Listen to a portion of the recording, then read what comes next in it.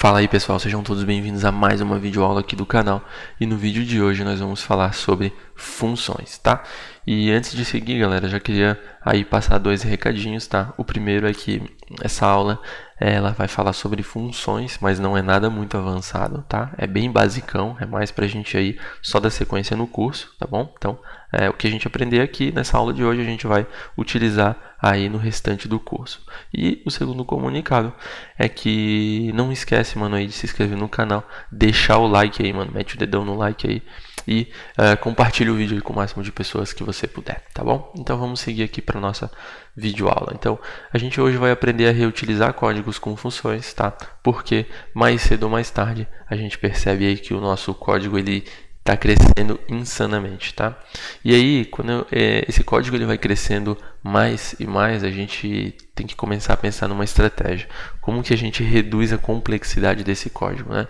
Porque com as funções, a gente aí acaba modularizando o nosso código, ou seja, a gente acaba criando em pequenos pedacinhos, tá? A gente vai criando pequenos pedacinhos de código, tá? E aí esses pequenos pedaços são chamados de função, tá? Então, a função, além de a gente quebrar o nosso código em vários pedaços, conseguir reutilizar, tá? Depois, mais para frente, dentro do nosso programa, a gente ainda consegue dar facilidade na manutenção do nosso software ou da nossa aplicação aí mais para frente, tá? Então, tudo isso a função facilita para a gente, beleza? Então, essa aqui vai ser uma introdução, né, às funções. Então, a gente vai ser apresentado aí, quando a gente utiliza funções, a dois novos keywords, tá? Def e return. Então, não sei se vocês lembram ou se vocês sabem, mas keywords são essas palavrinhas especiais aqui em Python. A gente tem def, tem return, tá? Tem class, a gente tem várias outras aí, tá? Então, as keywords em Python aqui, elas são sempre essas que ficam aí de uma corzinha diferente, tá? Então, essas daí são as keywords. E aí, a gente hoje vai ser apresentado as keywords def, tá? E return. Beleza? Então, gravem essas duas palavrinhas aí que a gente vai utilizar mais para frente. Então, funções elas podem aceitar argumentos, tá? Então, aqui, não sei se vocês lembram, mas há umas aulinhas atrás aí, a gente acabou utilizando o rangeInt, tá? E o rangeInt ele recebia dois argumentos como parâmetros aí, né? Ele recebia dois argumentos e esses dois argumentos a gente tinha que passar dois números, tá? E esses dois números eram os números que ele ia sortear entre o primeiro argumento e o último argumento, beleza? Então esses são os argumentos que as funções podem aceitar. Então as funções contêm código e geralmente documentação. Então esse é um outro detalhe muito importante, tá, galera? Então já vou mostrar para vocês como funciona aí na prática a documentação, beleza? Então, vamos criar uma função aqui, def soma 2 num, tá? Então, a nossa função aí, ela vai somar dois números, tá? Um detalhe importante é que a gente tem que sempre que, quando a nossa função tiver, o nome da nossa função tiver mais de uma palavra, ela tem que ser separada por underlines, tá? Então ela tem que ser separada dessa forma aqui e ela tem sempre que começar com letra minúscula, tá bom? Isso aqui é uma convenção do Python e a gente tem sempre que começar com as letras minúsculas. E a nossa função ela vai receber aí dois argumentos, tá? Um argumento A e um argumento B, que no nosso caso vão ser dois números. E aí, galera, um outro detalhe muito importante que eu gostaria de ensinar vocês aqui, que eu aprendi recentemente, a gente vai definir a saída da nossa função, tá? O que a nossa função vai retornar, tá? Bom, ela vai retornar, no final dessa função, ela vai retornar um valor do tipo inteiro, tá bom? Então, quando a gente coloca esse dígito com essa setinha, a gente define qual vai ser a saída da nossa função, tá? Então, a gente vai ter aqui uma variável chamada calc, e esse calc ele vai pegar o argumento A e vai somar ao argumento B.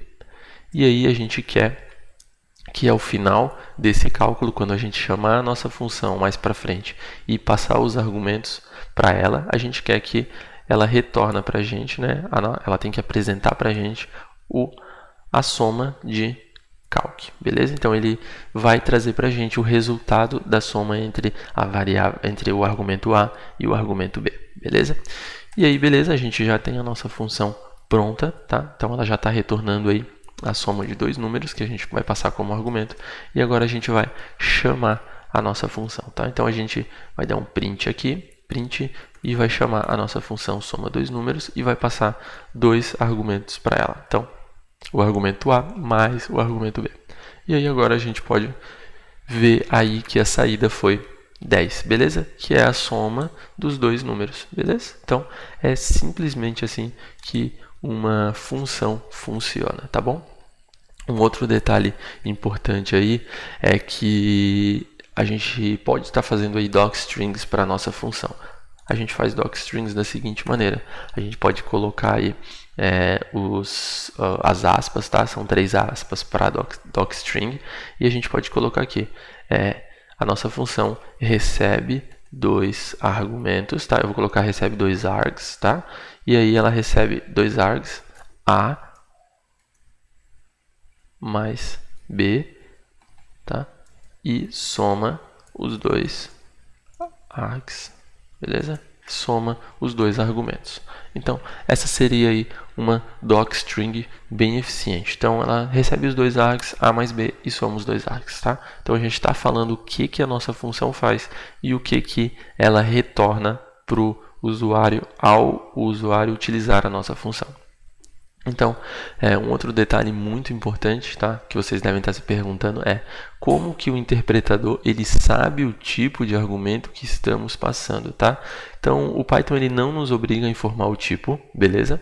O Python ele permite enviar qualquer objeto como argumento. A gente poderia enviar uma string, a gente poderia enviar um objeto inteiro, um objeto do tipo ponto flutuante, a gente poderia enviar um booleano, tá? Não importa, o Python ele não liga para isso, tá?